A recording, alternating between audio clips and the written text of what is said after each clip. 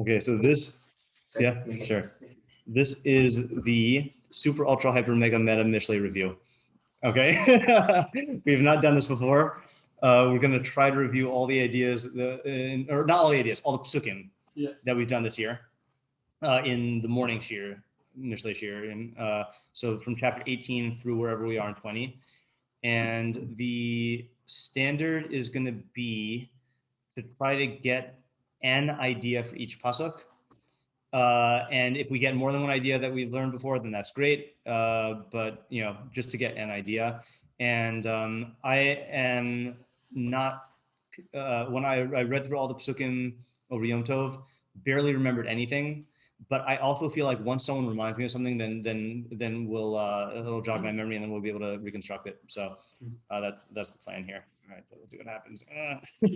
Okay, and we are going to try to just see how this goes in terms of the flow, and not make too rigid of expectations about like the depth or the breadth or whatever we want to do. Yeah, right. So first one was a doozy, right? Latava Yivakesh Nifrad. This is the 18-1. Latava Yivakesh Nifrad b'chol tushia yiskala. Yeah. So translation. The desire will seek separation, or also translated, a loner seeks a pretext. I remember that. Yeah. In every tushia he will be revealed. Yeah. And tushia was either it was like a conclave. Yeah, gathering of chachamim, I think, is what we strategy. Yes, it can mean strategy. Yeah, but did we learn it that way here? I remember that's what the blog says. As like Torah conclave, right? Gathering of Torah people. Yeah. So Latava Yivakesh Nifrad. Didn't we say someone who separates himself in order to seek out taiva will be exposed in every Torah conclave? That might be the Arsenal's translation. Yeah, because he's afraid of that. Like publicly like condemns the behavior, but in secret engages in it like shamefully. Right.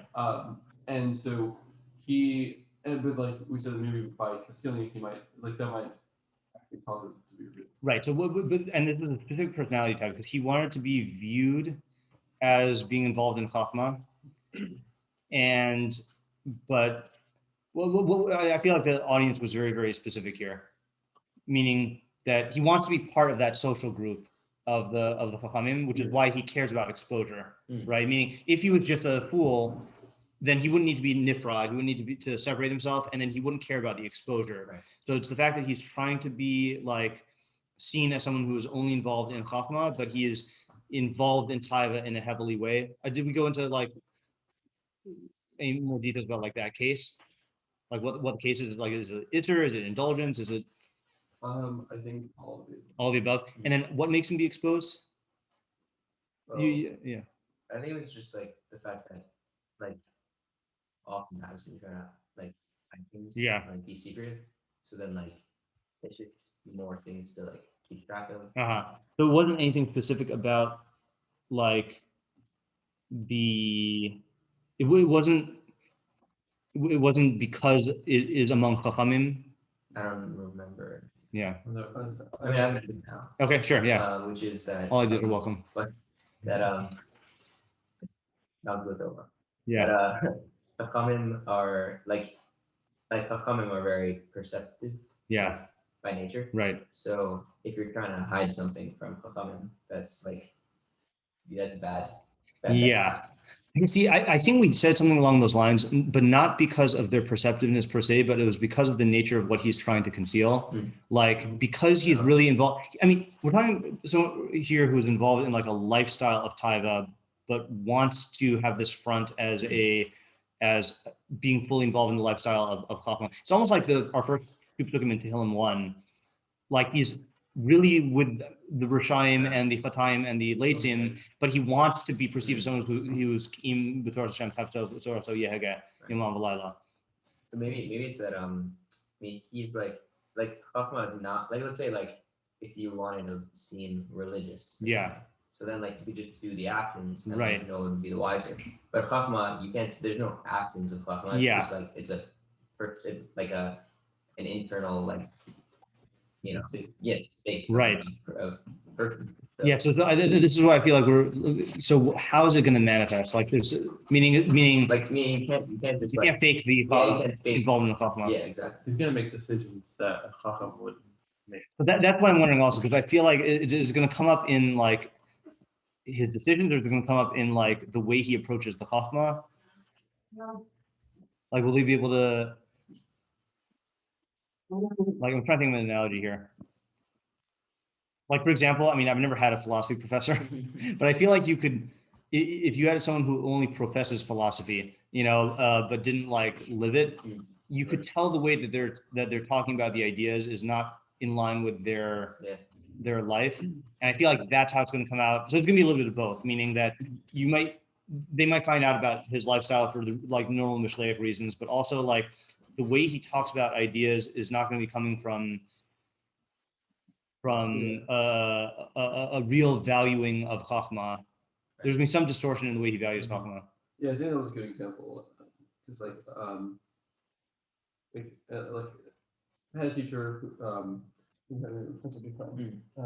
So like she's like a philosophy religion teacher, and like it's clear that it was like when like we like the course that I took, we like learned material from a lot of different religions, and like it was very clear what she like what was like part of her life and what wasn't. Yeah. Because like it was like just some of them were philosophy could tell by some of them were not. Right. So, like and like that was like evident. Right. And the thing is it's not that that's bad. Like obviously you can be involved in learning ideas that you're like, we learn about the avos all the time and we're not like living, by them, but it's the attempt to conceal it and to live the dual life is where he's going to get into trouble, Yeah. Okay. Lo yachos ksil b'tmunik im bizgalas libo. This one I do remember. The ksil only desires understanding in revealing his mind. Right, and that's one way to translate, and the other way to translate was the fool does not desire understanding, but only in revealing his mind. And the nafkamina is he desiring understanding, but just when he can reveal his mind, or is it not desiring understanding at all? Is just desiring revealing his mind? What is revealing his mind? Yeah. So what's revealing his mind?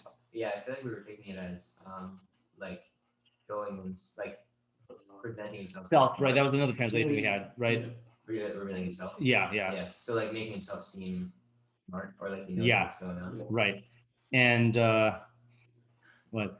It's funny when in the IFS. Yes, I know. Yeah, I was wondering if anyone else is laughing internally about that. I know. Yeah. I did see though it was in. I want to read this. I know. I'm not going to go into new ideas, but I found a Erie explaining how the word lave is used in Tanakh. Which and it actually says something. One of his things that he says is something that I've been thinking about for a long time, and just never seen inside. Hold on here. Question's can I find it though? If I can't find it, then it doesn't do me any good.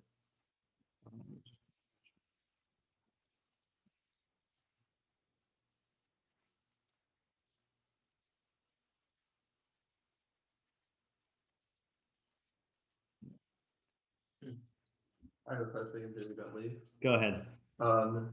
It's used for like a blending of intellectual emotions. Yeah, I think that is definitely a usage. Okay, never mind. I can't find it. I don't want to say. All right, I'll find it sometime. But yeah. So you're saying that it's used this way, like that? I mean, in this pasuk. Well,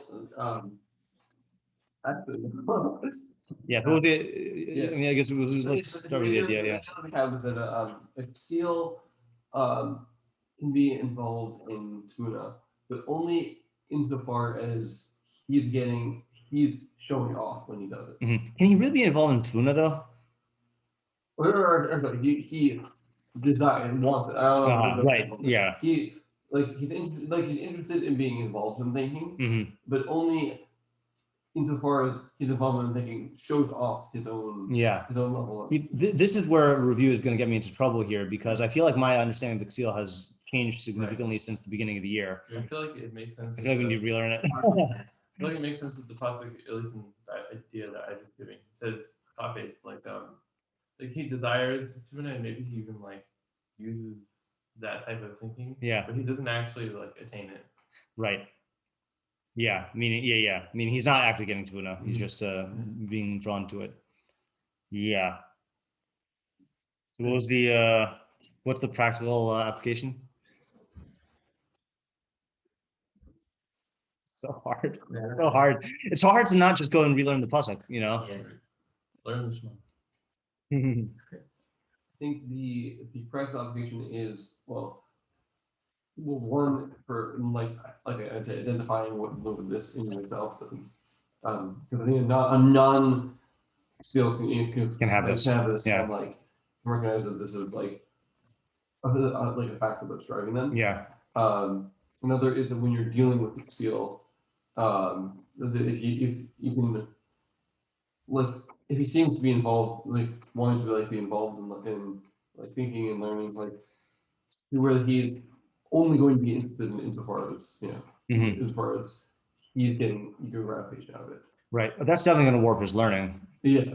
Right, because he's only going to be drawn to things that help him to get that pleasure. Yeah, but I guess let's say you're having a conversation with a person who does not have this, versus you're having a conversation with seal. Yeah. So if you're having a conversation with a person who is interested in the idea for the idea's sake, then if you say something that's slightly different from him or like slightly correcting or something, he's going to accept it and he's going to accept it if it's true and taking himself as false. But seal is always going to take us in peels because that's not going in line with really, because then that's not revealing his mind. Right. Yeah, I've definitely had conversations where like this. Yeah. So yeah. Can't really learn. Yeah. Yeah. Do you think there's a relation between the first two pesukim? It's. I mean, it seems like it's. I mean, just vaguely. Yeah. Like a person's relationship with Buffalo, I guess. Yeah. Like, but I mean, that's the subject. I'm thinking more in terms of the specific idea, like this. I mean, we our most recent. Second one, an example. First one. Well, yeah. I mean, our most recent definition of a seal is a what do we call him? A veteran pleasure addict. I think that's what we said in my Mishlei or something, or here. I don't know. And so that's the type of guy who's going to be l'tava yivakesh nifrad, and then, but we see from here that he wants the reputation of having tbuna. Right. So like he's trying to have both, and that this will be the mechanism by which he's exposed. Yeah. Because people will see that he's not actually, since his whole orientation towards the tbuna is for the ego gratification, that's going to come out in his learning. That's what I was like asking before of like, are the Chachamim just going to perceive it because they're perceptive, or is it going to actually like taint his actual quality of his learning? Yeah. I think we didn't see this when we first did it because we skipped the first pasuk and came back to it. Yeah. I have a connection between the next pasuk and this one. Okay, let's do the next one. Yeah. Vivo Russia Balgam booz v'im kalom herpa. When Russia comes, then degradation also comes, and with shame is degradation, right? It's embarrassing. I remember those difficult ones to translate. Yeah, we had two different ways of reading it. One was with the Russia is booz, and with kalom is herpa. Oh, okay. The other one was with Russia is booz, kalom, herpa, meaning it's the chain reaction thing. Yeah. That and this is the because in Russia like basically because of the ego, he's gonna like you might think you could like kind of stay out of the way and like not anger him, and then he's going to and then you'll be fine. But the thing no, he wants to bring others down. Right. Yeah. Yeah, that was that idea is clear. So that was for the meaning I'll just state it in the way that I'm using right now is that the Russia The mistake is to think that if you provoke him somehow, then he'll retaliate. But the Russia is going, because he seeks to impose himself onto whatever system he's in order to get grander, it's not necessarily going to come from you. He will like just attack in order to bring down anyone who he perceives as like a threat to his power or to his greatness. And that could have nothing to do with your actions, you know. And then, so was that for the first, what translation were you using for that one? The list, because that was I don't Okay. know what Yeah. the specific things were. Yeah. Or maybe it was like I remember one of them was like social embarrassment. Yeah. I remember the other, and maybe examining your reputation and something else. I don't remember. I'm having a realization about Mishlei now. Yeah. So maybe that's a weird thing about Mishlei, because most proverbs are meant to be remembered in the form that you learn them in, right? Like the idea that you got, you know, the early bird catches the worm or whatever, you know, like you get the idea, and then when you say the proverb, it just reminds you of the idea. But you know, we've definitely seen that in Mishlei, the real gain from it comes from thinking through it, and like makes me wonder how much, like, I mean, I definitely have enough ideas from Mishlei that I remember in this way, but there's something that feels artificial about what we're doing right now, of like even if we get to the same idea. Yeah, I guess I'd say the way you're supposed to remember the idea is through remembering the idea. Yeah. And then the pasuk is like an anchor. Right. Not remembering the interpretation of the pasuk, meaning the idea. Is that what you meant? Meaning like the idea becomes real deal. And I think that's why like I have a different relationship with the pesukim that I taught as part of my Mishlei curriculum that I would teach every year. Like, and those stick with me in a way that like none of the ideas that we've learned, even the ideas that we've learned this year that have been very good, have not stuck with me in that same way, tied to the words, because like well, yeah, I'm having an interesting different experience, which is, I think for me, the ideas that we learn are tied to the words, because one, I remember everything much more. Yeah. And two, when I learn ideas that are like a practical, like not really like a practical, but like let's say like a rule of like how like the world works in some way. In my mind it'll be like tied to specific words. Like let's say like hindsight bias or anchor effect. Right, right. Like, I'll have like a term that is like the anchor for the idea for me that I can follow. Yeah, that works out well. What were you gonna say? Oh yeah, so I guess for you, what's the purpose of the words then? If you're not getting the idea from the words, you're just remembering the idea that we had. Like what's Are you asking on the these or like on the ones that I do remember the words? these, I guess. Right. You're saying it's like one directional, right? Yeah, I mean, well, I'm saying that for the ideas that I've taught and gone over a lot, then it is two directional. Yeah, I don't know what's going on now. When you originally got the ideas from the word. Yeah, but that's what I'm saying. I think because it emerged organically, then there's this expectation that when I engage the pasuk again, then I'll encounter the idea organically from, and I don't mean organically from the words. I mean from thinking about the words and learning from them. You know, and like right, and like that's why this feels like a shortchanging of that process. But it's weird because like when I do my 4 sentence summaries, then I do remember the way that you're saying it. I think it's because I didn't like. Is it because I didn't preserve it? Also, I think part of it, I don't know. Part of it is the time, the time element in the way that we've been learning Mishlei here. Is that like I think because Mishlei has been so my other Mishlei shiurim were more infrequent. So it was like twice a week in a specific classroom in a specific thing, or like, I don't know, but like, or let's say like once a week Mishlei Chavrusa, it could stick out in my mind. But like the fact that this has been all one block of daily Mishlei learning somehow is missing. Like I have I mean, it's a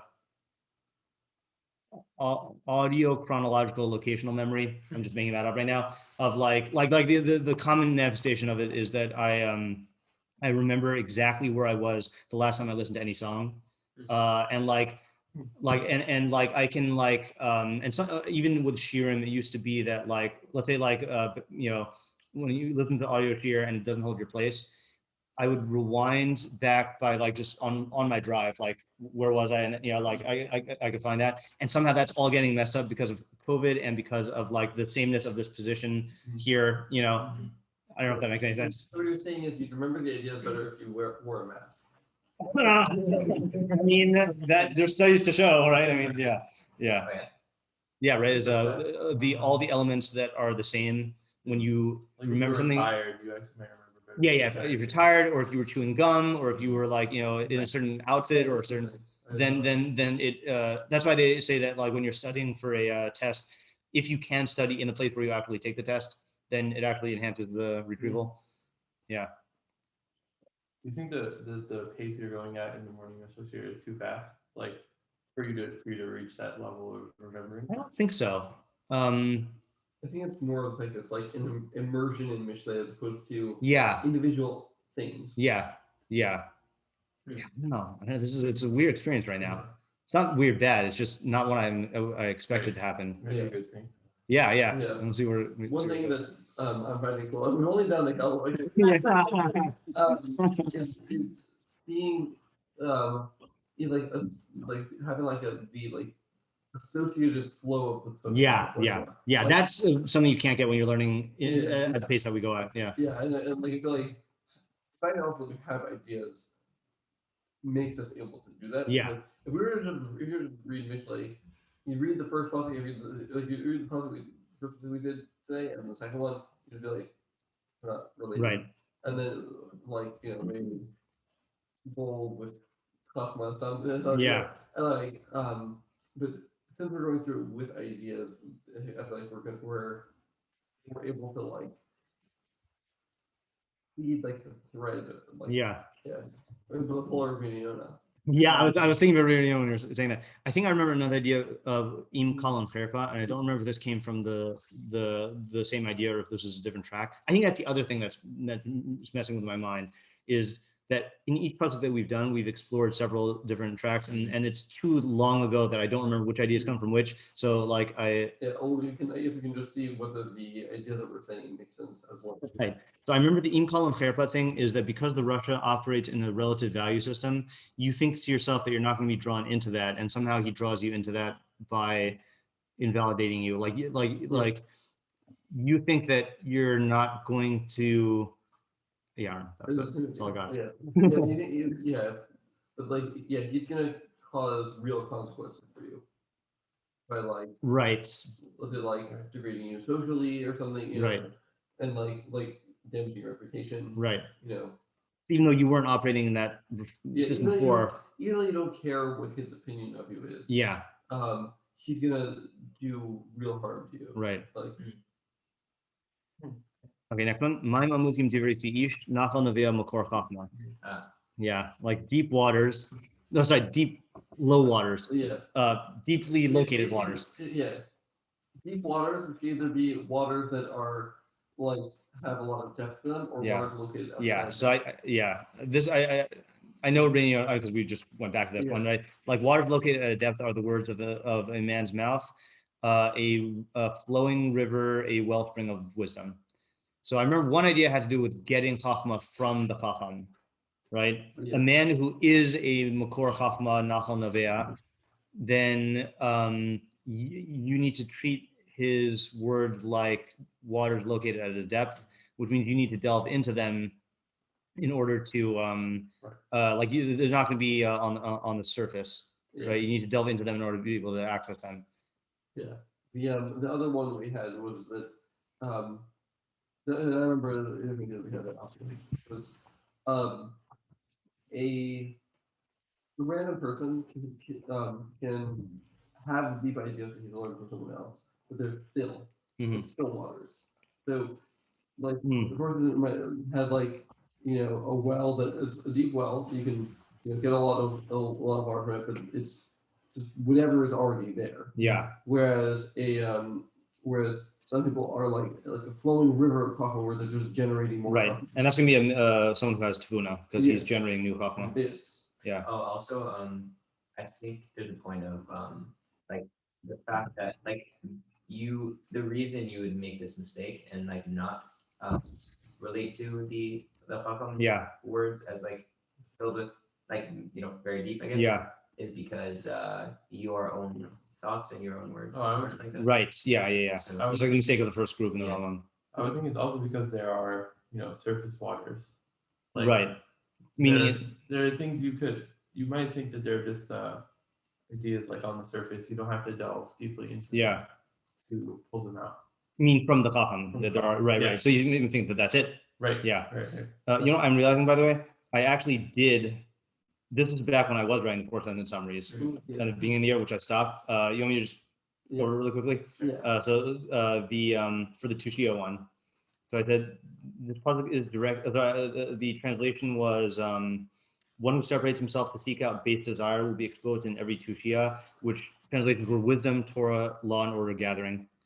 The pasuk is directed at someone, so I called it the social consequences of concealing clandestine indulgence. This pasuk is directed at someone who attempts to live a dual life. In public, he wishes to be viewed as a man of tushia, wisdom or Torah or law and order. Oh, we all the translations are good. But in private, he separates himself out to seek his base desires in a manner contrary to the tushia value system. So if you're talking about Torah, it's going to be chait. If you're talking about wisdom, it's going to be some counter wisdom life. As a consequence, either of the manner in which he pursues his ever-increasing desires or because he's attempting to conceal a secret lifestyle long-term, he will be found out. And when he will be exposed as a fraud and will lose the reputation of a man of tushia, which he so desperately sought to craft and uphold. Additionally, tushia can be translated as weakness. That was Rabag, I think, or that was, no, I forgot who that was. Then this alludes to an additional element of shame, namely that he was too weak to control himself and therefore became a victim of his taiva. This pasuk only applies to someone who upholds the ideals of tushia and would not apply to a Baal taiva, like Hugh Hefner. That's what I put in the things. Yeah. Meaning because he doesn't really care about being viewed as an ish tushia. Right. Okay, so then for the seal pasuk, called intellectual pyrite. Pyrite fool's gold, right? Good pun. Yeah. The seal has no genuine interest in the pursuit of truth for its own sake. If he does desire understanding, it is only as a means of obtaining kavod, the kavod of being viewed as an intellectual. For this reason, his involvement in learning will be kept to a bare minimum, since he's not actually interested in learning, and he will seize every opportunity to show off his intellectual prowess. He certainly won't bother learning from others, since this would constitute a sharing of the limelight and would detract from his perceived greatness. The seal's mistake is his failure to realize that people will see through his intellectual facade and will be turned off by his ostentation. Thus, his very efforts to achieve intellectual prestige will eventually cause him to lose the admiration he so desperately seeks. Yeah. Okay. 18.3. When the wicked man arrives, humiliation arrives, and with degradation is shame. So, it's all coming back now. See, I really need to write that. I needed to have done this all year. So I just got to start now. The title is Shame Triggers, personality-based and circumstantial. The Russia will lash out and humiliate others whenever he perceives a threat to his ego or power, no matter how slight. Since the Russia perpetually lives under such a threat, whether in his own mind or in reality, it is virtually inevitable that humiliation will follow in his wake. In contrast, the average person will only lash out and shame others when he experiences a certain level of degradation. Now it's coming back to me. Since it is impossible to know at what point this critical threshold will be reached, one should treat it as though any degradation might provoke retaliatory shame. So in other words, the Russia is, you assume he's always just going to target you, but with the other person is if you push them too far, then they're going to retaliate, and you don't know which one it's going to be. And these were the two categories of when people will shame others. Yeah, that was good. And then the second translation was when the wicked man arrives, degradation arrives, and disgrace and shame. So I call this the chain reaction of a Russia's degradation. There are two mistakes a person might make. Yeah, we were mixing the two ideas, or I was mixing the two ideas. There are two mistakes a person might make in his efforts to avoid a Russia's degradation. The first mistake is to think, maybe he won't degrade me, to which the pasuk responds, nope, it is inevitable. That's when the Russia comes, degradation arrives. The second mistake is to think, I can ignore his comments, to which the pasuk responds, you may be able to avoid feelings of inner shame if the Russia degrade you privately, but if he degrades you in public, that public degradation will produce a disgrace, i.e. a social stigma, and that will give rise to the inner feeling of shame, right? It's going to make it stick. Thus, the only way to avoid this inner shame is to avoid the Russia entirely. Yeah. Okay, 18.4. Two ideas. Okay, yeah. Sorry, I didn't do this at the beginning. I just forgot that I I was writing summaries back then. I feel like thinking about it and trying to remember it. Yeah, no, that's definitely beneficial. I'm not going to read these preemptively, but Okay. for what do you call it, after we try to reconstruct it, and I don't know how long these are going to last. 18:4, a man who is a flowing river and a wellspring of wisdom, the words of his mouth are deep waters. How to listen to the wise is the title. When people hear or read the words of a chacham, they tend to regard them in the same way as they would regard the words of a non-chacham. This error stems from the assumption that the chacham's speech is no different than their own, which is often uttered without careful thought and carries no profound insight. In reality, a chacham's words are like the cool, sweet waters in a deep well, which require time and effort to access. So too, one must work hard to delve deeply into the words of a chacham in order to avoid surface-level interpretations and superficial misunderstandings, and to access the tremendous benefits they have to offer. And then the next one was, the words of a man's mouth are deep waters. The wellspring of wisdom should be a flowing river. This is on how to, we have really two ideas. One is how to listen, the other is how to speak. Yeah. So the title, the relationship between wisdom and eloquence. Successful communication occurs when the speaker fully, clearly, and accurately conveys his intent to the listener. However, the quality of ideational content does not automatically guarantee successful communication. A speaker may possess tremendous wisdom, but his meaning is inaccessible to the listener, like the pure but inaccessible waters of a wellspring located deep within the earth. In order to enable others to benefit from his wisdom, he must express himself like a flowing river. He must be water, which not only brings the spring water to the surface, but causes it to flow in abundance to those who wish to partake. Yeah. Okay. Do we have any thoughts on how this relates to the previous topic? Let's see if we do. 4 and 3. Yeah. Yeah, the 3 is going to be hard, right? 3, I was thinking could relate to 1 and 2, in that you can have, like, if the Rafa is, let's say, someone trying to learn, then it's not just that he's going to be revealed as a fool, but he's actually going to, like, affect everyone learning around him, because he's going to drive them into this whirlpool of bad emotions that he's actually partaking of. Right. Right. So this also because the first and the second pasuk are talking about like people with relative value systems. Right. And the reference like that part. Yeah. It's interesting. Yeah, that works out. Yeah, that's a good example of the I don't know if this is an example of there being a unit type association, but like what you just said of like it's the same. He's in the same category, even though the subject of the first two pesukim was the same in terms of like involvement in learning specifically, and the subject of the third one is really the Russia shaming people. Right. But the thing that ties them together is not through the local subject; it's through like the upper subject. Yeah, and then it goes back to $1,200. Yeah, that's that's interesting. The Gimel is like parentheses. Yeah, right. Okay, this next one you quoted over Shavuos. Yeah. Seis pnei Rasha lo tov, lahatos tzadik b'mishpat. And I don't have a summary on this one. But I think I do remember it based on what you said. Is showing favoritism to the Rasha is not good. To incline or to cause to deviate the cause a tzaddik to tilt a tzaddik in judgment. Yeah. So there was this tzaddigon. Yeah. It's not good at all. Right? Yes. Yeah. It's East playing Russia in Badkova. Yeah. Yeah. There's no good in it. Yeah. So it's not good for yourself because you're. And it's talking to the judge. It's talking to the judge. Yeah. Yeah. So it's not good for yourself because you're warping your view of justice. Right. It's not good for the Russia because now he's feeling like he can get away with something. Right. And he's actually gonna get away. I mean, he's getting away with. Yeah. You're facilitating like the people. You're an enabler. Yeah. For his wishes. Yeah. It's not good for the tzaddik because he's being shortchanged. It's not good for society because you're promoting lawlessness. Right. Like you might think like the justification that person might have is like there's some benefit and it's saying there's no benefit, right? Yeah. And it's bad for everyone. Yeah. That's a good idea. Was like giving a more lenient judgment or something. Something like that. Yeah, I think so. Yeah. I think it wasn't specific. I think any sort of like perversion of justice would count. Yeah. Okay. Sipsik seal yavo uberiv ufiv l'mahalumos yikra. This one I do remember also. I think the lips of the fool come in quarrel, and his mouth hauls forth blows. Yeah. Right. So I think we said. Let me try it out. Is the seal is like itching for a fight without realizing it. So he's going to end up provoking people. I forgot why though. Go ahead. I don't remember this. It would think like had like a few different Okay. I mean, it's slightly different from what you're Yeah. saying, which is the feel. He thinks that people are fighting with him Right. when they're not. Right. He's gonna come in conflict. Like he's gonna like someone's gonna, let's say like It's like this is like bumping into the guy in the bar, right? Yeah. Like and like you trying to pick a fight with me? Yeah, exactly. No. But like yeah, like where let's say someone says something that's like that's a advice or something or something, like saying something that's like different. He thinks the person is trying to like be combative, Right. and then he'll like attack, and Yeah. then so and he thinks that he's continuing the fight. Really, he's starting.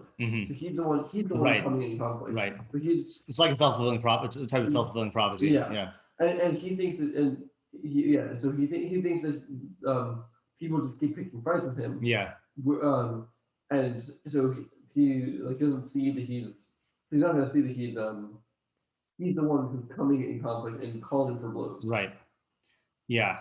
Yeah. Yeah. This one is like Gimel Yeah, I was thinking that. because he's bringing the fight to the party or whatever the phrase is. You know. What is the way in which he's calling the fight in? Like, how is he? I think because he takes things personally and then attacks them personally in Like he response. misinterprets what people say to him or. Yeah. Yeah, I actually heard a conversation over Yodo that sounded like this is what had happened. Oh yeah. Like I think someone had been giving someone else advice. Yeah. And then the person was upset that like the person was like criticizing their behavior or something. And like it sounded like there was a conflict. Are you calling me out? No, I'm just kidding. No, You think I'm calling you out?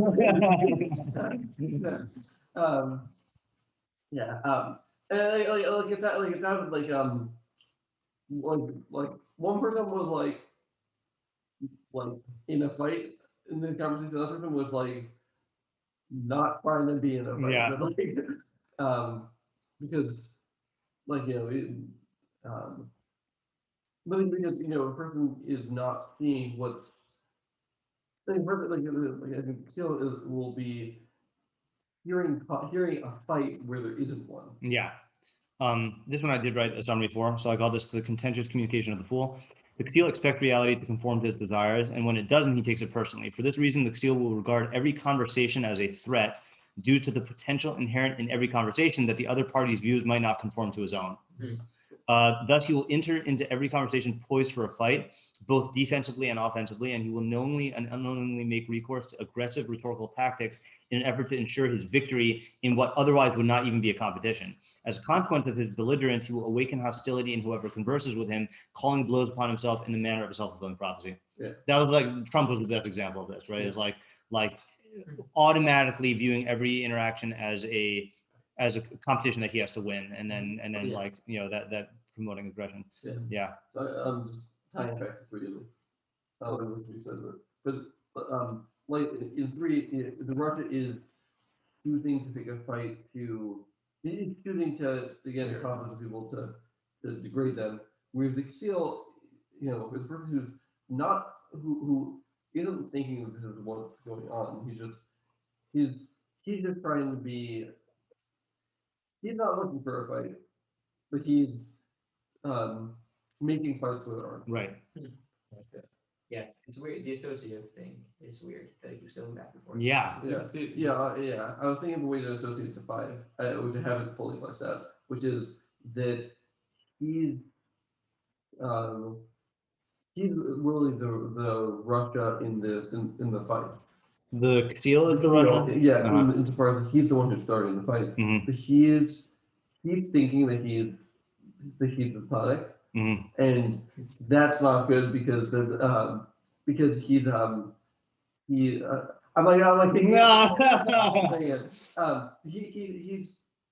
he's like favoring himself because he thinks he's pathetic, and then that's not good because it's promoting more fight. Right. I wanted to condense what you said with 3 and 6. is I think with the conceal, he for him the effect he's trying to have is on himself. He's trying to prop himself up in terms of fighting with other people, but the rush he's trying to tear down other people. Like it's not he's outwardly causing bad, whereas the conceal is like inwardly. His focus is inwards, and the rush's focus is outwards. Yeah, I hear that distinction. Yeah. I was gonna say there's the associative method and there's the free associative method. I don't want to get into. But I think like 5 and 6. I feel like there's something there that's not just like Yeah. Next one, 7. Yeah, I remember the being faced with the question what the difference is between 5 and 6 here. The lips, the mouth of a fool is destruction for him, or ruin, and his lips are a snare for his soul. Yeah. This seems like another aspect of 6. Yeah, right. You remember the idea? Let's see what I wrote. What I want to say is that because of the phenomenon we talked about in 6, then he'll also become attached to his positions in an irrational way that will cause him to suffer more defeats in his mind. Yeah, meaning something about 5 was 6 was how it clashes with others, but this is like how his speech causes him to attach to false ideas and causes ruin internally and in his decisions.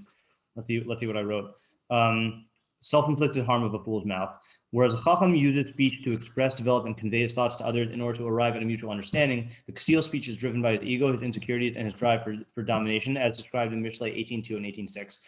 Not only will his consistently combative communication guarantee his destruction at the hands of others, whose hostility he has kindled himself, that's the previous pasuk, but he will bring ruin to his own mind by allowing his views to be dictated by his personality-driven speaking habits. His own words will act as a snare for his soul because once he says something, no matter how unthinkingly or impulsively, he'll be too insecure to back down. Moreover, he is afraid of his own mouth since he can't control his speech and knows how easily he could say something that will end up harming him.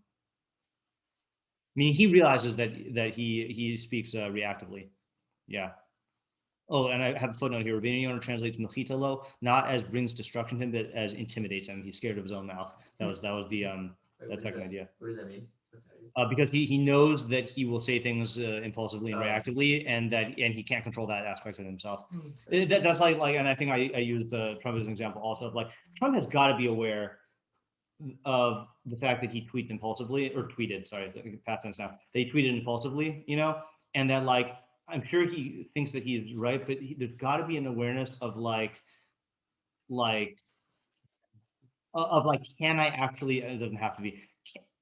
Am I actually controlling this, or am I just typing it in all caps, like at 3 a.m., and just stuff is coming out and going all over the world? I don't know. Maybe not. Yeah. All right, next one. But in terms of timing, I don't know what your timing is like. Because I'm not going to be sure, so I'm going to do until 11. All right, I'm not going all the way to 11. I think 10:30 is a good point for Okay, Dibri Nirgan Kamislami Vihim Yardu Kharid Vas. Okay, that one I've taught a lot. The words of a complainer are like blows; they descend to the depths of one's belly. Yeah, so I think this became a part of me, like this, because I taught this so much. So that I have easy time remembering. Yeah. I think we actually came up with 5 ways that Okay. I'm not going to try to go through all. Yeah. Just say the one you remember. Yeah. Yeah. Okay. Well, I remember coming up with an expression. Don't beat yourself up about it. When someone's like complaining about something, right? Don't beat yourself up about it. Yeah. Because complaining makes something more real to you. Right. So it makes you feel like there's more of like an injustice happening. Right. And it's specifically the victimization. It makes the you don't have to frame something as being victimized by reality, but when you complain, then that's what you're doing. So it anchors yourself to that feeling of victimization. Yeah. Yeah. You're also taking your perception of it and presenting it as reality, right? Which makes it more painful, right? Because then it's not just I'm not feeling good; it's this thing is bad, yeah. And then you're in pain because of the bad thing, as right? opposed to in pain because you've been in pain, right? You're also making it more painful for others, right? Spreading your misery, yeah. What else? Oh, yeah. Yeah, I think you're also I think the yard Chadre Vaten is like like you're in. You're entrenching in yourself. Yeah. So that might be one thing that we said, but I think I said that it's on two levels. That this particular thing did not conform to your desires, and you view that as an injustice. But underlying that is the realization that reality itself does not conform to your desires, and like it hits you at that deep point. Oh, interesting. I don't think we said that. Oh, yeah? And you view it as an injustice. Yeah. Meaning like there's this particular injustice, and then there's the deeper pain of like The world out to get you. well, The world out to the get world is out to get me in general, and I can't control the world, and yeah. Mhm. Okay. Gam misrapim b'malachta achulu b'mashchis. Okay, this one I think I also have taught and remember. Yeah. Even one who is lax in his work is a brother to the master destroyer. Yeah. So you would I remember this one. Yeah. That you would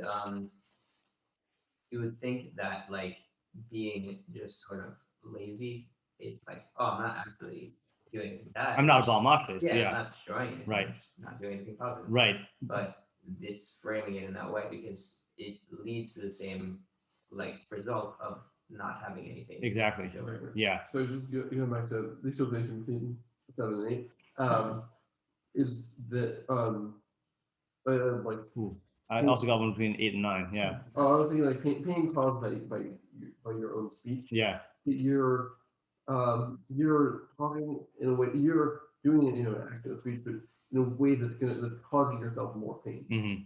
Right. Yeah. I feel like this is people say this to justify their complaining, that like people downplay their own complaining. Like I'm not really like like saying anything bad. I'm just venting. Like people say I'm just venting, but you're causing as much destruction as someone who's like actively like you're causing as much destruction in your speech as the seal is doing with his active forms of combative speech. You're doing it to yourself. It's like going more and more like toward like I don't know, more subtle ways of doing this. Yeah. And more like hidden ways of. Yeah, and that's the misrapeh b'malachta, Yeah. The malachas of deep work. Right. Yeah. Yeah. Migdal Oz Shem Hashem Bo Yerut Tzadik Niskav. I remember the translation for this one, Yeah. right? It's a force field. Yeah. Yeah, the tower of strength is the name of Hashem.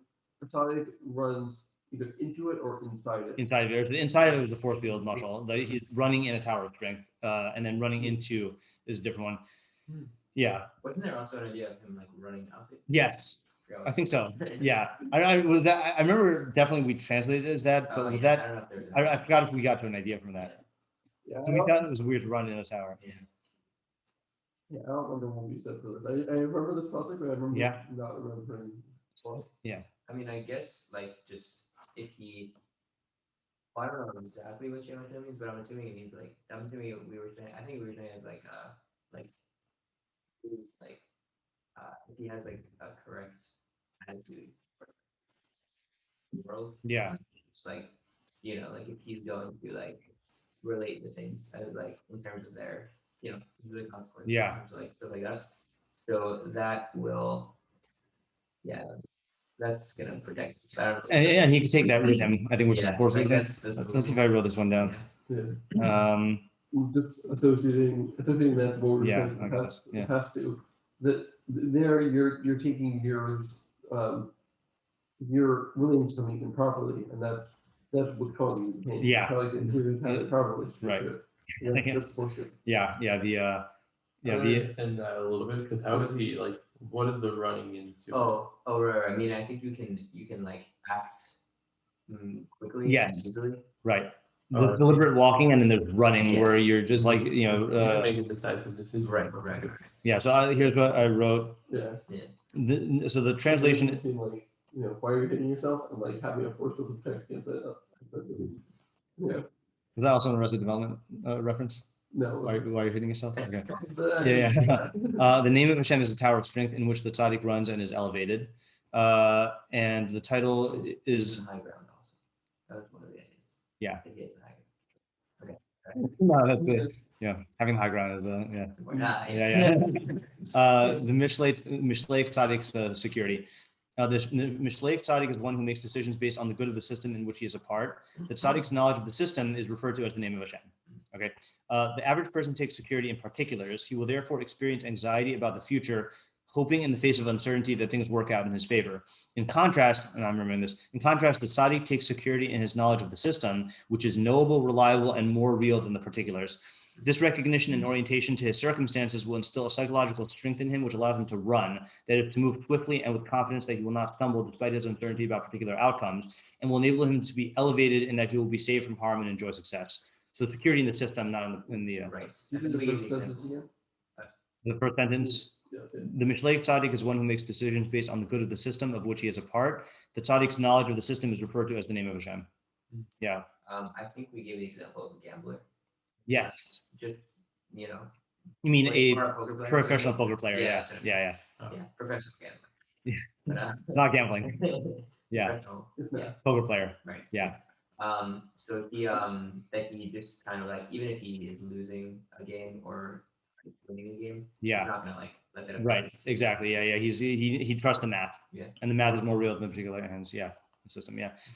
Okay. Hon Ashir Kiryas Uzo Ukuchon Niskava B'Maskito. Okay. I remember this one also. The wealth. This came up recently. Yeah. I mentioned it a few times. Yeah. Maybe in Monday, initially. The wealth of a wealthy person is his fortress of strength, and like a tall wall in his mosquito. I remember there were different translations. His abode, something. Let me see if I wrote down the translation. Kind of like fancy floor. Yes, it was tile floor also. It's Yeah, like chiseled. Floor. yeah. So I did not write down the translation or the idea, but I have the translation. The treasure of the wealthy person is his fortress and is like a tall wall in his thoughts. Mosquitoes is also. So this idea was that the people think of wealth in like as having the same function as the Shem Hashem in the previous book. Right. But it's just Just in your thoughts. Yeah, yeah, Yeah. Yeah. Yeah, but really, it's not a. right. Yeah, I think we did have a couple ideas though for this one, but that one fits in I best. feel like I wasn't there as pasuk, but the tall wall to me sounds kind of like a barrier of some sort. Mhm. Yeah, like Yeah. He thinks that his wealth is going to protect him and enable him to like be strong. Yeah. Okay. Okay. Lifnei shever yigba lev ish v'lifnei kavod anava. Okay, so we had a very interesting translation for this. Okay. This was Dev translation. oh yeah. Yeah, that in the presence of breaking, a person's heart becomes haughty. And in the presence of Right. someone being exalted, person will become humble. Yeah.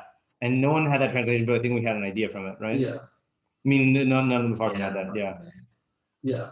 I think it was that I've heard when that you're. I think one of the things of their mitos as being affected by what's happening around them. Right. But here, but what I'm saying is that, you know, if when other people are like stumbling or, you know, or like breaking, you're gonna become haughty just because you're like, oh, I would never do it that guy. Like, Yeah. you know, and so you will like feel better than the person, even Right. if you would totally make the same mistake, even if Yeah. there's no reason like why you'll feel haughty, whereas if someone is being exalted, then your comparison, I guess it's really that you'll compare yourself with the person. Mhm. So if someone else is being exalted, then your comparison with them will cause you to find yourself lacking, Mhm. and therefore you'll become more humble. Right. Yeah. That was good memory. And I think the mainstream way to read is that it's saying lifnei because it's saying that this is definitely going to happen, right? That if you have gova lev, you will definitely get broken, and if you have anava, you will definitely get kavod. And I think we said for the first half. Yeah, I think we actually had a question on this, which was why did it say before breaking a person's heart becomes haughty, not a person's heart becomes haughty, not a person whose heart becomes haughty will break. Right. I think it's So, and so I think that was the idea though, is that this is the type of breaking that is definitively caused by gova lev. yeah, I think it's that when you see that there is breaking, you should look back and see what was the Gova Lave that caused this? Right. Well, that was one idea. Okay. That was one idea, which is that it's giving you a heuristic, right? That's what you're saying, is that it's not true that all breaking is caused by Gova Lave, but it's a good habit to get into, that when you see breaking, you should say, well, what mistake did I make? Do we have a similar thing for the second half? Oh, when you get kavod, then you should ask yourself, what am I actually? Like what, like another being like accurate self-knowledge, So like to counteract the, that seems not parallel, those two things. It seems like it would be better if it was like, if I get covered, like what did what another caused this? Like that would be the parallel. right, that would be the real parallel, Yeah. right, yeah. But structurally, in terms of in terms of the technique, it's two parallel things. And I think you could say that the reason why it's opposites is people tend to do the opposite in each one, meaning that when you get broken, you blame other people or you blame other factors, and then when you get covered, you take it as an intrinsically, well, of course I'm deserving of this, as opposed to like the opposite way. And then the other idea was that the breaking is the type of breaking that only occurs to people who are haughty. When you feel that that things should conform to your desires, the pain when that doesn't happen is in every case caused by Gova Lave. And I don't know what the second half. Well, the thing is, maybe a certain type of code that's only caused by another, which is where right. Yeah. No, meaning like people genuinely realizing people were like, enough. Yeah. But what would the idea, like, what's the application? The best way to get that covered is to. I think we did say that, be, right? Meaning that it's a good lolishma for kavod is to not care about kavod, right? It's like to be an honor that people, and then that'll be something that people like genuinely see. Yeah. And by the time you get there, though, you don't want it anymore. Yeah. I'm full. Do you have any connection, like the previous pasuk? I mean, if anything, it connects to two pesukim ago, right? The Shem Hashem, that the person who takes security in the particulars is going to make this mistake too. I think, yeah. But also it connects to previous pasuk, but it's like this is like the shever is like what happens when the shiur is bubbled first. Right, that's true. Like when you write. And it is a type of gova lave that is often involved in being an shiur, whether it's whether it's gova lave of kofi yadi or gova lave of being invulnerable because you have all this wealth. Well, if he's viewing it as a coma, then I would think it is. He has that. Definitively has some sort of path to him. You're saying coma like a boundary or barrier? I mean, because he's in his ivory tower. Yeah, not relating to it in like a rational way. Yeah. Okay. Mishu davar b'term yifma ivelati lo uchlima. The person who responds to something before he's finished hearing it, it's shame for him and no shame. No, it's foolishness for him and a shame. Foolishness for Right, him. Yeah. I remember this was the idea because there's phenomenology. The person, this might have been the idea. Okay. The person thinks that he knows what someone's going to say, and so he's responding like before the person came to saying because, well, one because he wants to look smart, and two because he thinks what he has to say is like he doesn't want to wait. Yeah. For the finish speaking. Right. So saying that he's just going to look foolish because he's not, because a lot of times you just can't anticipate what someone's saying. Yeah. And he's also not giving people the credit of like he thinks that he's more clever than other people. Like, he's like smarter than people. That's why he's going to be able to know what the person's saying. And then a lot of times, people have nuanced thoughts, and so he's not going to get what the person is saying, and so he's just going to look dumb because he's not seeing the right.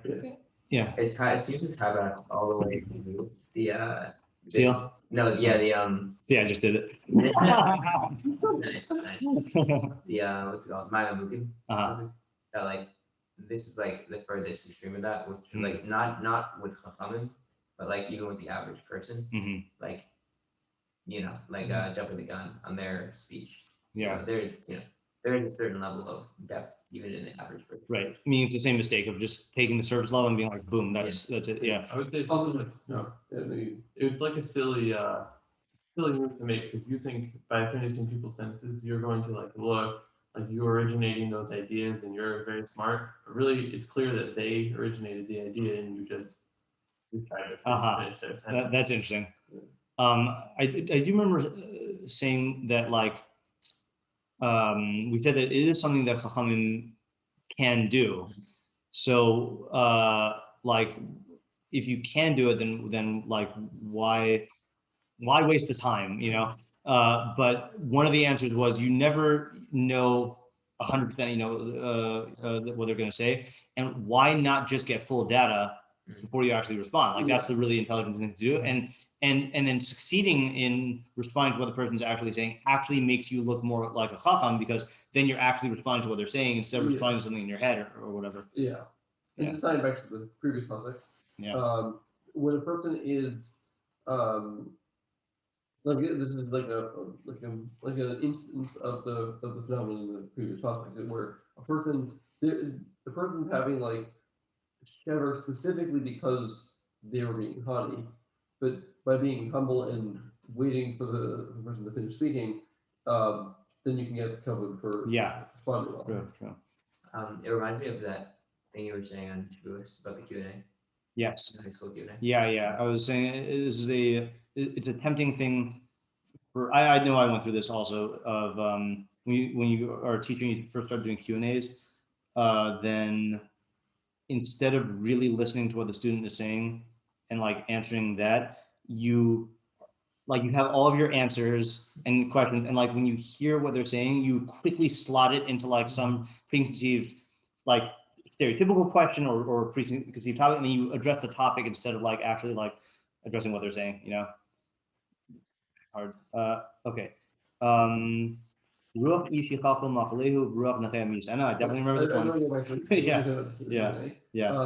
I've definitely had that experience where like I'll like be like, oh, it doesn't help, but like thinking about that, and I'll ask like a nuanced question about it, about like some popular area, and like my question will be nuanced because there's like classic like answers and then I'm asking like given like that those are like common responses, and then I'll just get like a canned response that totally ignores the nuance of the thankfully that doesn't happen very often. It's frustrating. So the spirit of a man will sustain him in his illness, we had to say, right? That will sustain his illness, or do we end up going with that one? We went with both. We went with both, okay.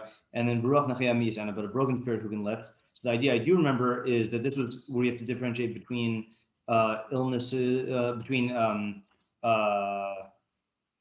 do you want to say, just normal Mishlei problems, and then like actual mental illness, which is the broken spirit that you and if you misdiagnose it, I mean, if you think that this is just a decision-making problem, that you could work through like just Mishlei means, then that's not going to work out. And like, yeah. I think another area we have maybe already was that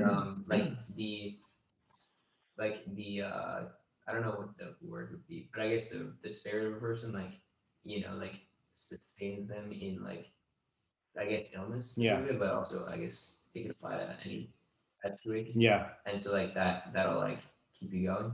Right. But, like if you have if you're like in a bad state of mind, then any situation that you're in is going to be right. I mean, it's not the actual situation that that helps you or hurts you. It's your spirit. What is it? It's your enough. It's very stoic. Yeah. Can we take this back to the previous person? Go on. I don't know. Oh, that was a question, not a. That was a request. Oh, request. The sickness to respond before someone's.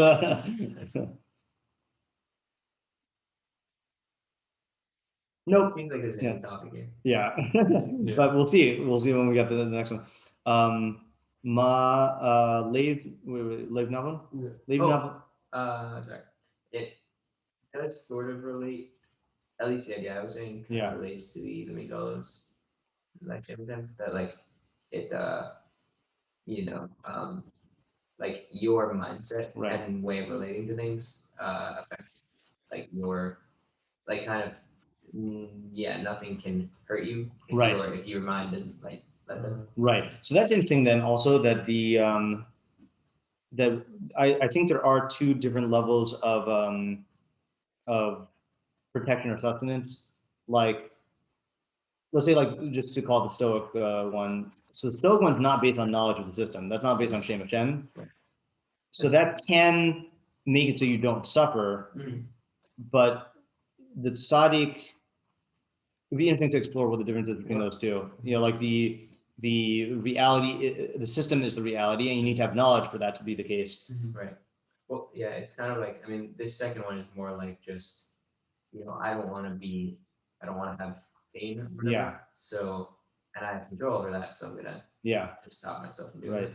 But what is the practical advice that this pasuk is giving you? Like 14. Yeah. I think. Well, so the mistake is to think that your suffering is based on what the actual affliction is, as opposed to the mentality that you have, and that's again, I'm not blaming people, but that's like when you see these people who have these like really bad diseases, and they're happy, it's clearly not the disease that makes you unhappy. It's like the way that they're framing it. Right. Yeah.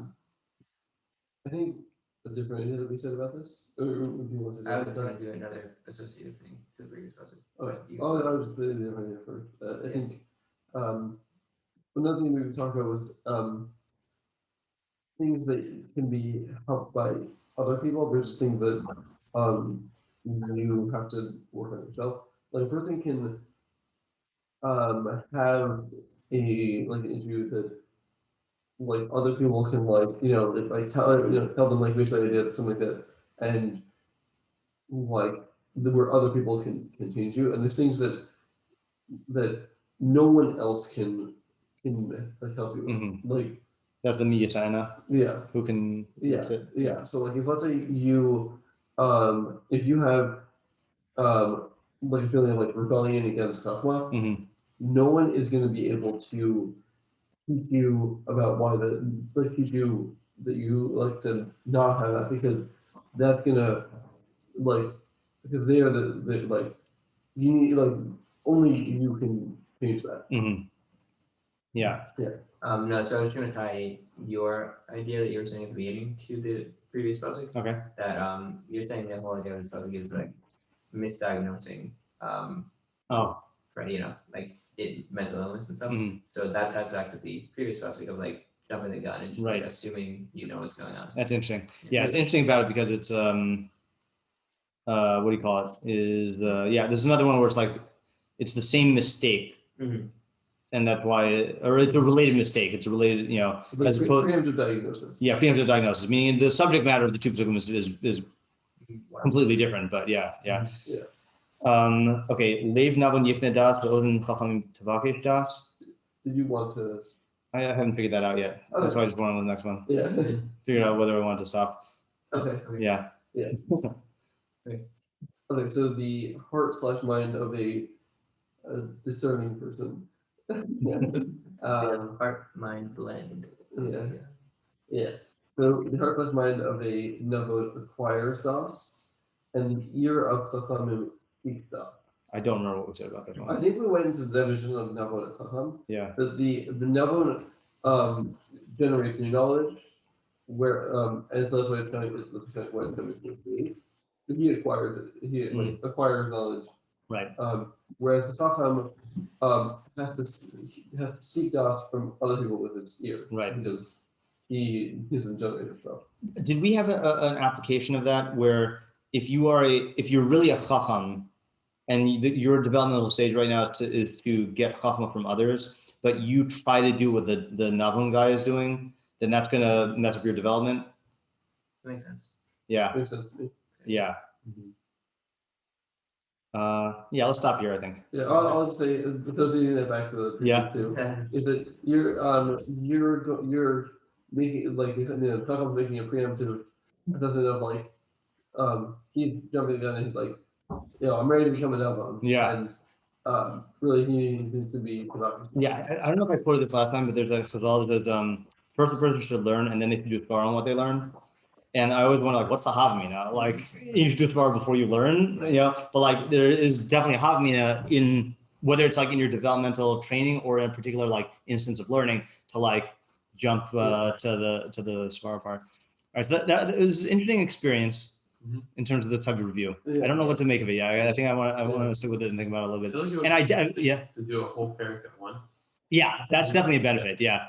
I mean, my practical lesson I've learned from this is I do think that I need to be on top of myself in terms of if I want to remember the ideas. Yeah. Like the clarity that I have from writing it down for myself is just like night and day. Like, yeah. Right.